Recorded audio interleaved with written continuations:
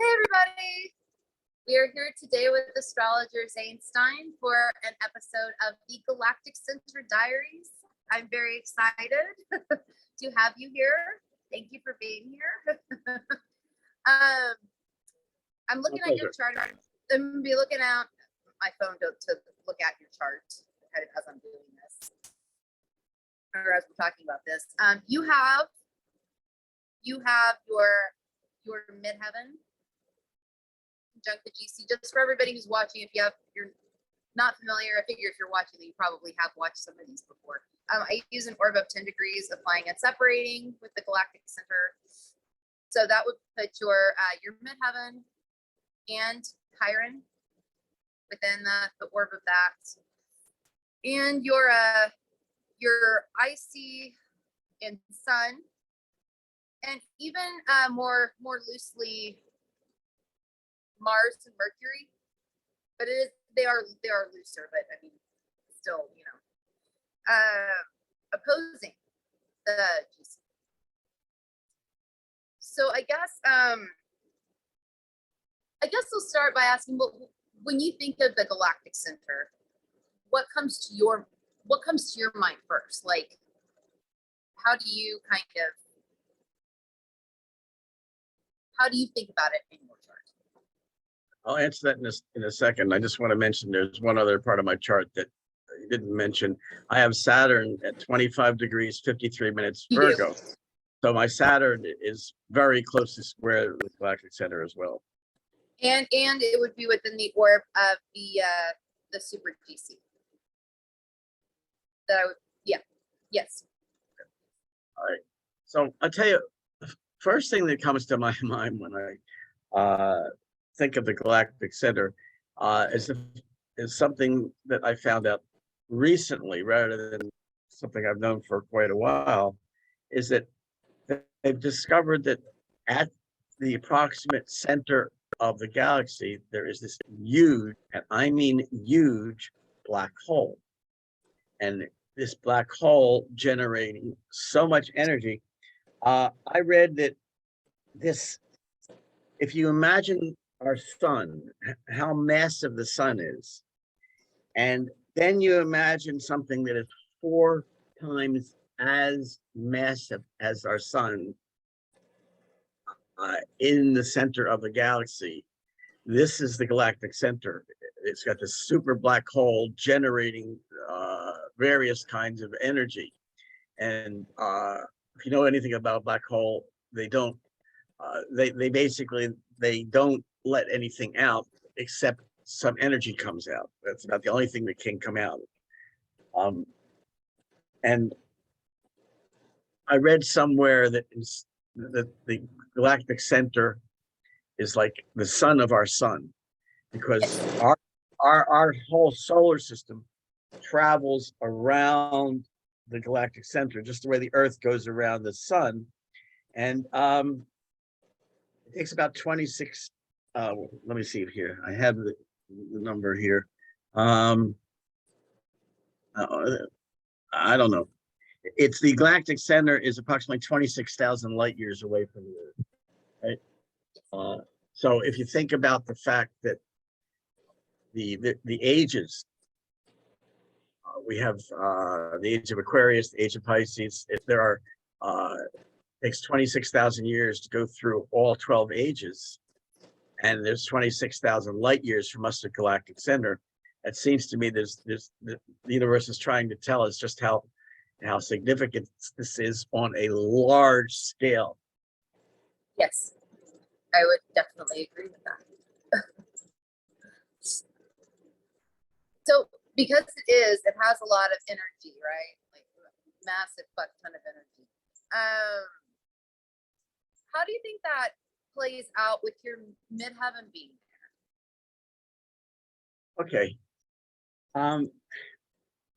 My favorite description of the midheaven is what do you want to be when you grow up? I like that one too. That's one of the ones. Yes. So when you're a little child, you might, I want to be an astronaut, or I want to be a ballet dancer, or I want to be a fireman, right? But when you grow up, the little child inside of you hopefully grows up, but there's still, in the ideal world, what you would like to see yourself and what you would like the world to see you as, right? So this is the main focus I see of the midheaven. It's that I think Jung called it the ego ideal, you know, and the fact that I have Chiron in there, as well as the Galactic Center, I think it makes it a very complicated answer. But I see the Galactic Center as being something that is much beyond anything that I can think of with logic or pick up in my five senses. I see it as almost like a voice of the universe talking rather than the voice of our solar system talking, right? And so I see it as, in my place, what I really want to do is I want to try and find a way be in tune with the greater whole, not just in harmony with this world around me and all the people, but I want to be in tune with the universe. That's my goal in life. You know. Yeah, and about Chiron being there, you know, and all of your work with Chiron, which, you know, so pivotal work with bringing Chiron into reading charts, right? Like, and thank you so much for that, by the way. Like, seriously, thank you so much for that, by the way. It seems very like it's not an accident that Chiron happens to be right there. Like, and I know that there are other things going on in your chart that could point to that, right? Like, I know that there are, but from my perspective and my kind of intense focus on the GC, it's like, this is damn near perfect. Well, you know, I do think it's important to bring up the fact that when Chiron was discovered, the ascendant of the discovery chart was approximately 26 degrees Sagittarius. That means in the discovery chart for Chiron, the galactic center is right on the ascendant. It is rising. And if you look at the discovery degree of Chiron and look at the Sabian symbol, it is a bridge that links the earthly with the celestial. And to me, I think about the fact that here's Chiron, who is earthbound during his mythology and was eventually, after he gave his life, transformed into a constellation in the heavens. He was the earthly, and then he was the celestial. And then I think there's the galactic center in Sagittarius. Perfect. Chiron's here to show us there is a doorway to the much bigger universe out there.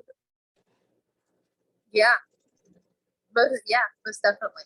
And I do like to look at him within like the structure of the GC for sure. Just because he kind of functions as that bridge. Yeah. Do you think though? I know that we were talking about this briefly before about like stuff kind of coming to you from outside of yourself, yes, or maybe like a higher, however you want to think. You know, there are lots of different ways you can think about that, I guess. Yeah, and there are different ways of looking at it, and partly it might depend upon your spiritual view. You could think of it as, you know, getting in touch with your higher self. You can think of it as getting in touch with the creator. Sometimes these are not even mutually exclusive, you know. But the galactic center is outside of anything chronological. Our time is based on the cycles here on Earth. You have the moon cycle, the sun cycle, Saturn cycle. It's all cycles. The galactic center is beyond all of that. And so it's not a logical thing. I think one of the best descriptions that I have ever read is from Bill Sedgwick, and not gonna quote him exactly, but he likens the energy that comes from the galactic center and what it does to your brain to a computer that needs to be defragged. Now, anybody who has had a computer for a while and has not given it to somebody else to do the work because they're afraid of the computers know what defrag is. But just to give you those who don't, over time, pieces of information get put all over the place. Every time you store something in the computer, it looks for an available space of the right size. And you may have things that are related to each other, but they're scattered all over. And your computer gets slower and slower because in order to access this, it has to get a piece from over here and a piece from over there. So periodically, if you run the defrag and you watch it, you watch the little pieces of the computer mind. A little piece, a pixel will go from here over to here, another one from here over here, and slowly but surely they'll all come together. And instead of having little bits of space now, you'll have a lot more space because you put all the pieces together. And in the process, sometimes information that was duplicated will be eliminated. You don't need the same information in 5 different places. So when the information comes from the galactic center, it's kind of like a defrag for the brain in that it helps to organize your thoughts by bringing in information that was beyond your perception, beyond your logic. It helps you see, oh, wait a minute, this assumption I made or this belief I had, it's totally erroneous. It doesn't fit now that I'm putting the pieces together. Thank you, universe. I see that now. Oh, this is something new I can add to my view that I just got from you. It makes the pieces that I have fit better together. That's how I see it, the energy of the galactic center. That makes sense to me. That makes a lot of sense. Do you feel like with that being in your 10th house, it's definitely influenced career and things of that nature? Yeah, and years ago, I had a job that was totally a job.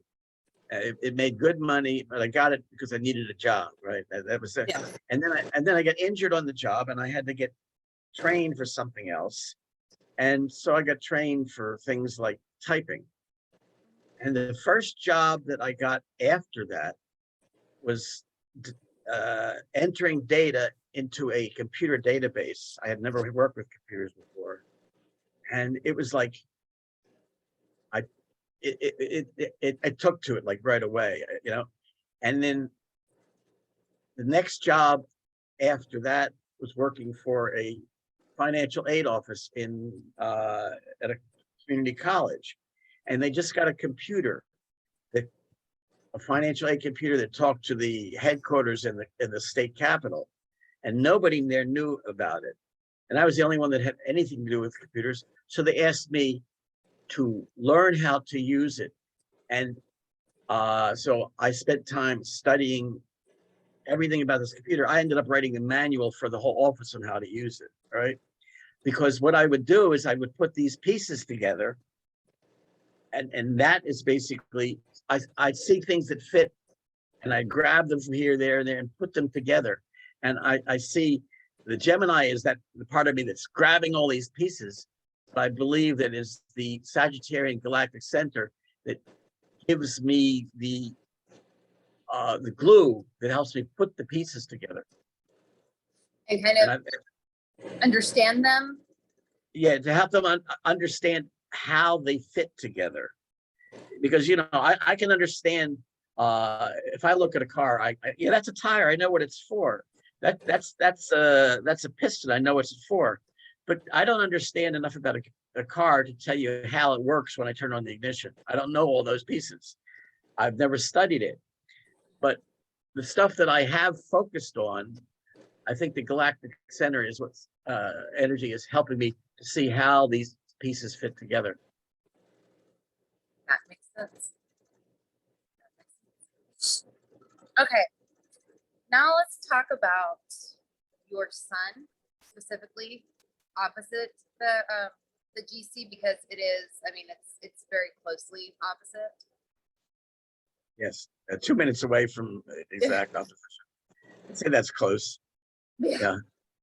And I just, before I do, just mention I married a woman whose sun is 27 degrees Gemini, so not quite as close, but her sun is also opposition to the Galactic Center. So 2 people in the same household. Yeah. Yes. But how do you think that plays out? Well, I think that both of us have this powerful desire to understand the gestalt, the much bigger picture, right? I mean, there's so much in our charts that are different. You know, I mean, my moon is in Sagittarius, hers is in Scorpio. I mean, there's so much that's different in our charts. But the fact that we have this in common, and we maybe come at it from different directions, but we both want to understand the big picture. You know, how us little minuscule human beings fit into the universe. I think that's one of our big connections with the Galactic Center. I think that the fact that the Galactic Center is opposite my sun, I think it's important to mention that the sun is always opposite the Earth. So when you have the Galactic Center opposing your sun, you have the Galactic Center conjunct the Earth, right? And the Earth is the foundation. You know, we walk on the Earth. It's where we get all of our food, all of our nourishment, our air. If it wasn't for the Earth, we would not be alive. It gave us, you know, Mother Earth gave us everything that we have, and we owe our existence to her. It's our foundation. And I think that for me, when I get a message or information from the Galactic Center, the fact that it's opposition to my sun, conjunct my Earth, I think it's why I know, I don't question, I know sometimes that the information that I got is true. It's like, I can research this, but I know that what I'm going to find is something to back this up. This is true. It's I'm getting this information. I can stand on it. I can feel comfortable standing on this information and adding it to my foundation. Yeah, like it's like a download that comes through, and it's just like, this is right or right. You know, and you know, if you've ever worked with electricity, when I was a kid, I had a crystal radio set. Basically, there's no batteries. It actually picked up the airwaves. There was an antenna. There was a crystal and a little wire on the crystal, and it actually picked up the radio station.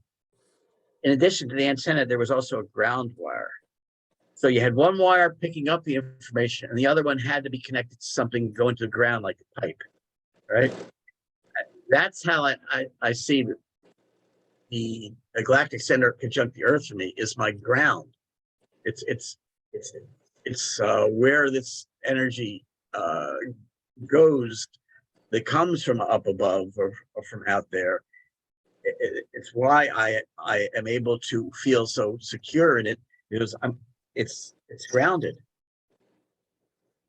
just kind of not yet. No, that's a cool thing to just kind of have it naturally like that. That's cool. Very cool. How do you feel about, or how would you interpret Saturn squaring it, and even Saturn conjunct the supergalactic center? Okay, well, but before I answer that, I honestly say I haven't spent a lot of time studying the supergalactic center.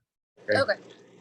So I can't really say too much. I know Phil Sedgwick is very into both of them, but I'm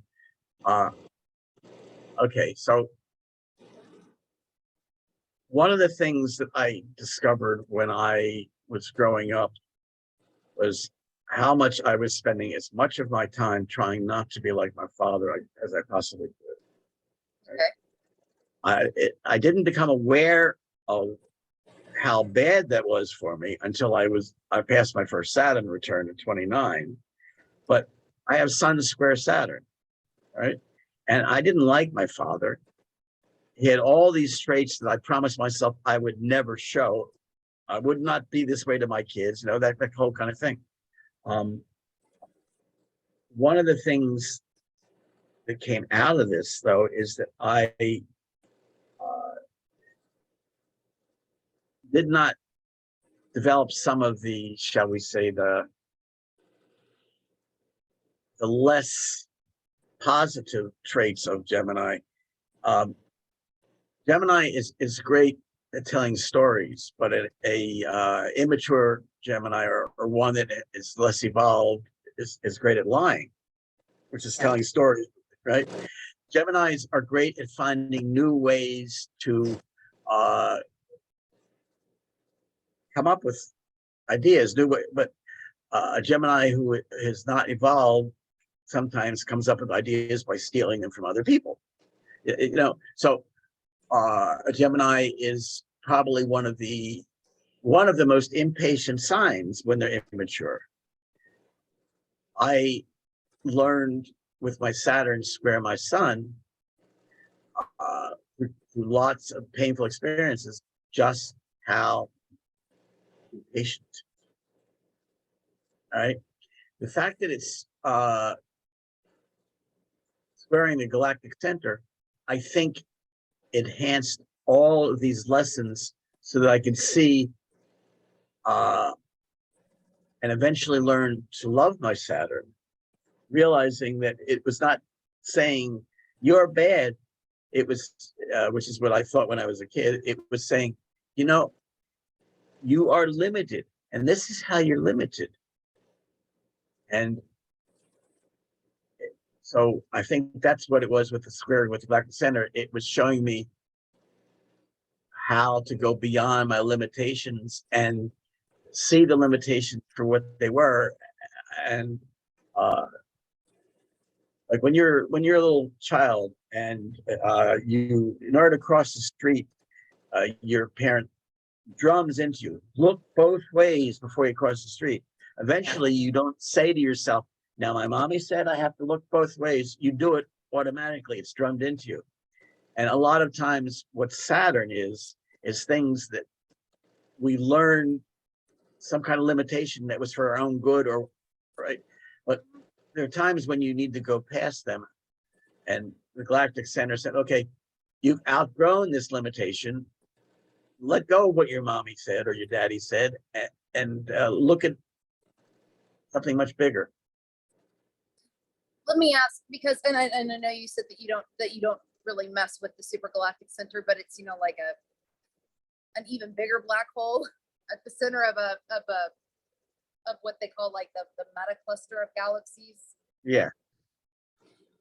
Do you feel like that could, with Saturn there, do you think it could have were there, once you worked through the limitations that you felt like you had, like in retrospect, did they seem even bigger than they actually were? Does that question make sense? I'm not sure that question makes sense. But I'm thinking about it. I'm not sure I understand. Can you rephrase? Yeah, let me think. Okay, so like I I don't know, like at the time, like you're in some sort of, or you were in some kind of situation where you felt like you had a limitation of some kind, right? And I mean, limitations in general can feel massive, right? Like they can, regardless. Yeah. But do you think like once you got over that limitation, right, or worked through it, like if you were to think about this, do you think they seemed in your mind or what have you, they seemed much bigger than they actually were? Yeah. Because when you're working with a limitation, you're working within the walls of that limitation. It's like you're within a box. It's a big world out there.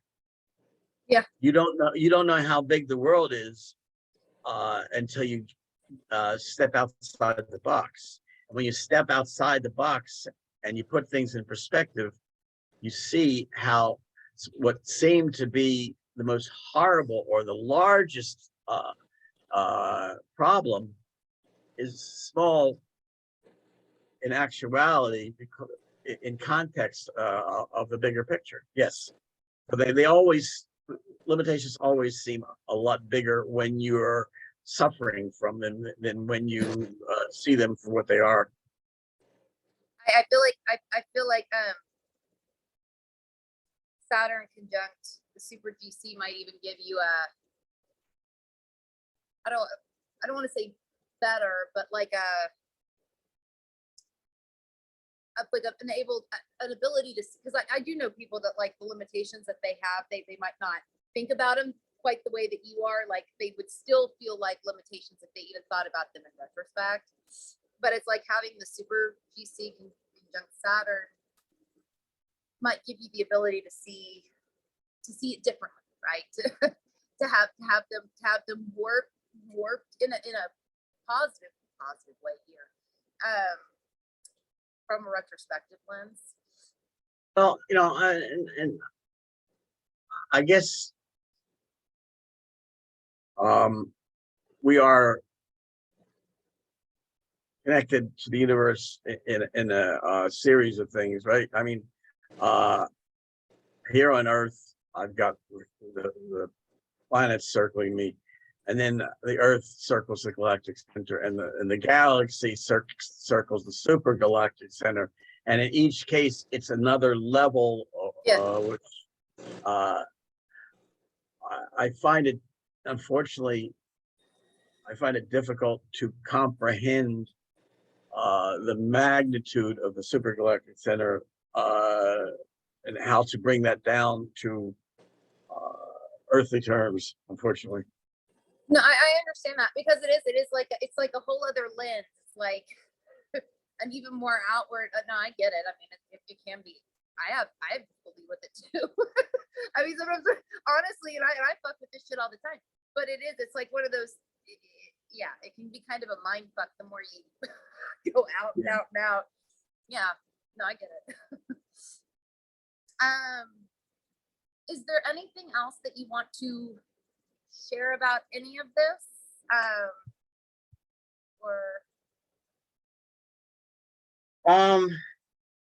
Yes. Let me think here.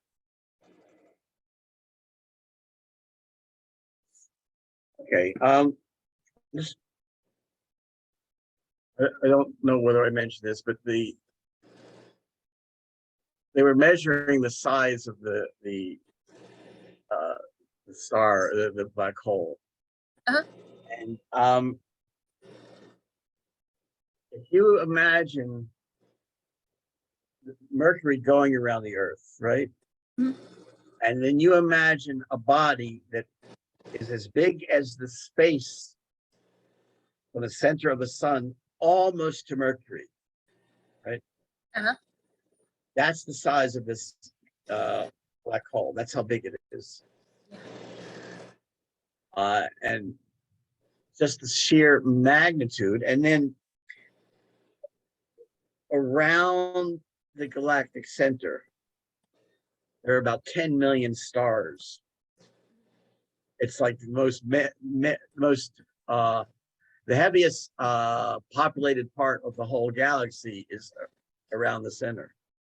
So when you talked about giving a 10-degree orb to the galactic center, I have no problem with that, because it's the center is the most concentrated, but it's the black hole, and it's also all the stuff around the black hole is this very complex energy.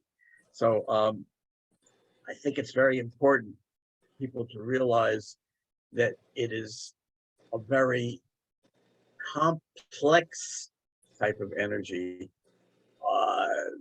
that you're picking up, and because there's not just the black hole, which is something we don't even really completely understand, but all those other energies, and every star has its own particular signature, and we're getting them all coming down to us at once. There's just no way we can analyze it logically, but there is just so much information that in order for you not to go completely mad, your logical mind has to pick some of it and say, okay, I'm going to deal with this bit of information that I'm picking up now. Otherwise, you would be like, No, yeah, because sometimes I feel like that as I'm doing, like like just yeah. And it's kind of like, okay, Ellie, you need to focus on a few things here at a time, and you know.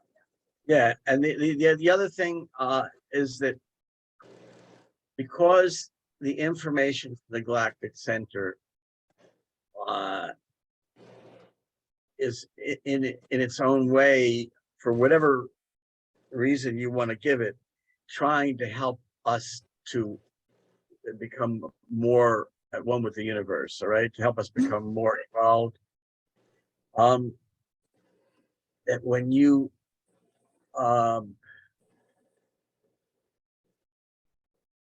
when the information comes in, it's quite often telling you were wrong about something. One of your ideas is wrong, or one of your beliefs is wrong. And human beings do not like to let go of beliefs and ideas, especially if they've had them their entire lives. So one of the ways that you can know that it may be the Galactic Center that you're hearing is when you put up resistance, when you dig your heels in and you don't want to let go of something. I could see that. I could see that too.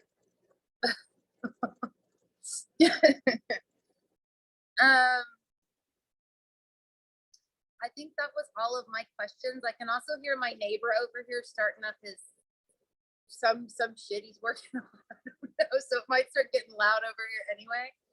Okay. But do you want to share where you can be found? Sure.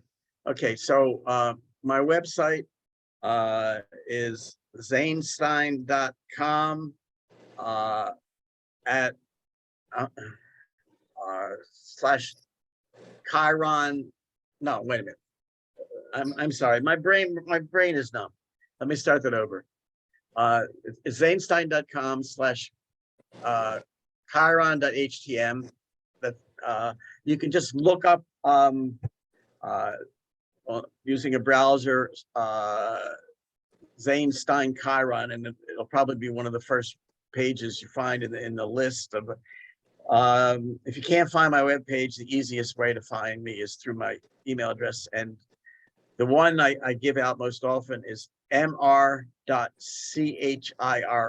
so Mr. Chiron @zanestein.com. Okay. And I will also put that in the description box below, along with a picture of your chart. You said that was okay. So if anybody that wants to take a look at it can look at it as they're watching this or whatever. Yeah, and there's a short article that I wrote many years ago on the Galactic Center as one of the pages on their website. Okay, maybe that's the one that I'll link. Maybe that's the one that I'll link to your site then. Alrighty. Okay, and thank you very much for coming on and wanting to do this, or yeah, appreciate it. You're welcome. My pleasure. And to everyone else out there watching, I will see you all later.